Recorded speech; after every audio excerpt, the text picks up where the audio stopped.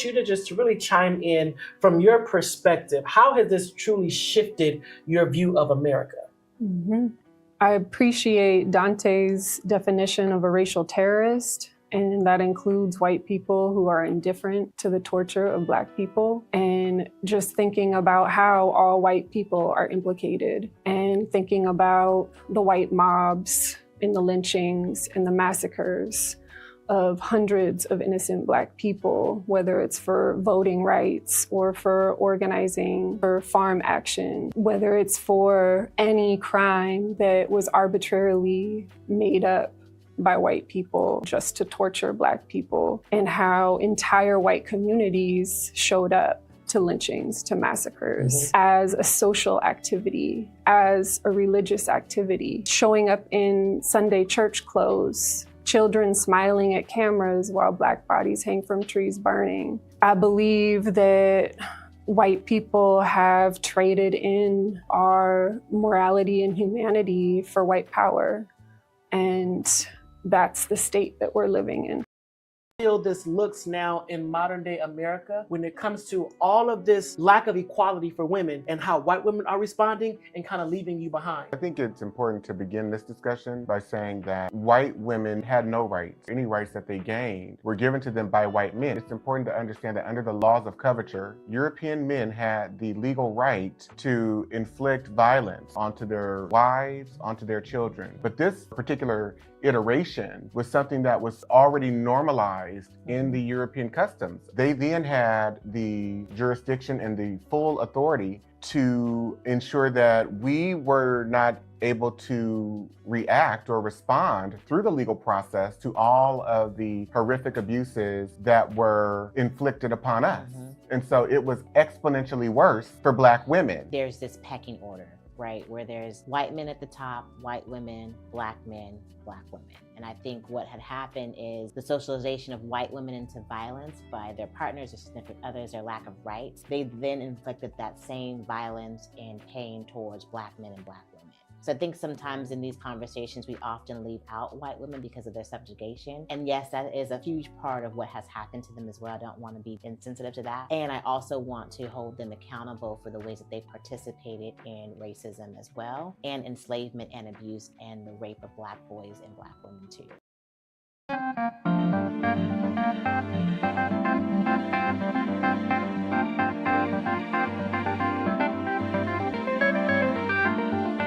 How does the socio-political experiences of white differ from Blacks? In one frame, the sociological ideas that have been created about Black people, projected onto Black people, but also that have been created to establish and define who white people are and how they see themselves. When we talk about how that feeds into the political, white people as a political organization are ascribed rights, privileges, advantages. So race as a political variable serves them for the purposes of the positions that they take as individuals, as well as a collective group. So when we talk about how whiteness serves white people sociopolitically, I'm inclined to think about one of the articles I referenced in my book as it pertains to this white guy, John Corcoran. He was incapable of reading. And in this article, he says, at teacher conferences, my teacher told my parents, he's a smart boy, he'll get it. And they moved me on to the 3rd grade. As a white boy being moved through an educational system that says you actually have to demonstrate that you're capable of reading, writing, arithmetic, right? He didn't have to be capable of any of that. And the teachers maintained that he was a smart boy. Which Black children do you know that in the face of their inability to demonstrate that they can read, they would have a belief maintained about them that they are smart children? It does not work that way for us.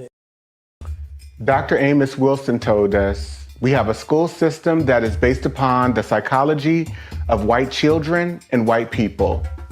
If we are trying to educate our children in that system, they are bound to fail.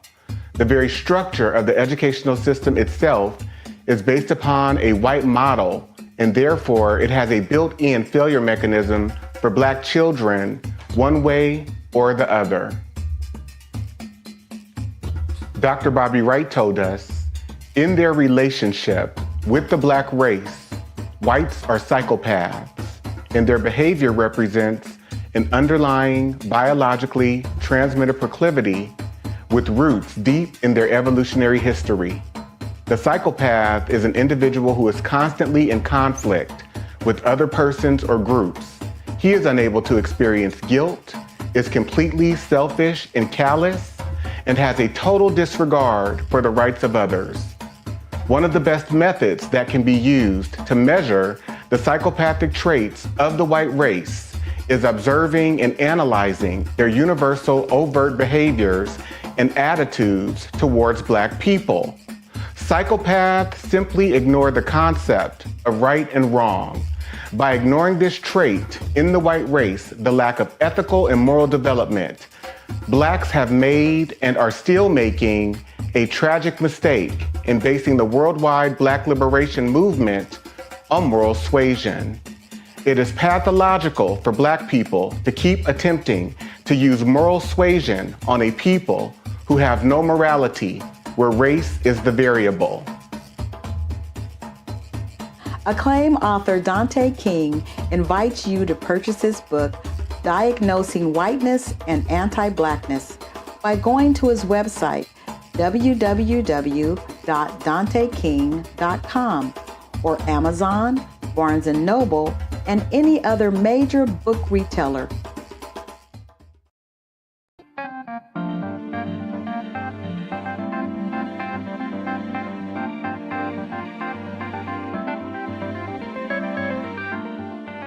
Black men are experiencing, after slavery, things like convict leasing, being pursued by the legal system to be put back into another form of enslavement. They are coming up missing, they're being murdered, being lynched by the dozens, and there's just no protection for Black women.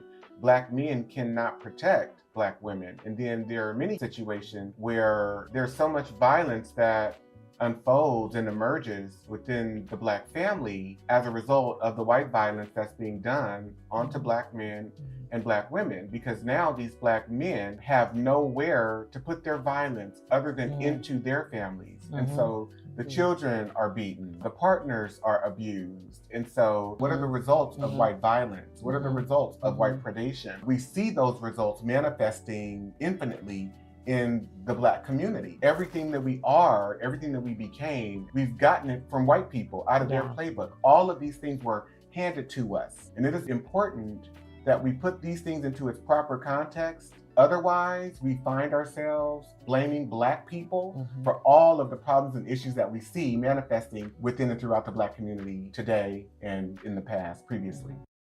The author of the book some time to speak directly to the audience. Tell them what you know they need to hear, and the takeaway from these 10 episodes that wonderfully, thoughtfully, and lovingly unpack the chapters of your work. The last thing that I would like to leave all of you with is a call to action. Read the book, study the book with your friends and family. Take it one chapter at a time and highlight, read, reread the information contained in each of the chapters, as well as the reflection questions that are at the end of each chapter, because we have to understand we've normalized violence against African American people. We have lost all regard of our humanity towards African American people. This is a call to action to regain a sense of your own humanity in regards to how you come to knowing, understanding, making meaning about who you are in relationship to Black people, and how have you been tainted and corrupted by white rulership and white racial control. This is a lifetime journey for me. I know that I will be in recovery from white supremacy and anti-Blackness throughout my entire life. And so I'm calling us to be greater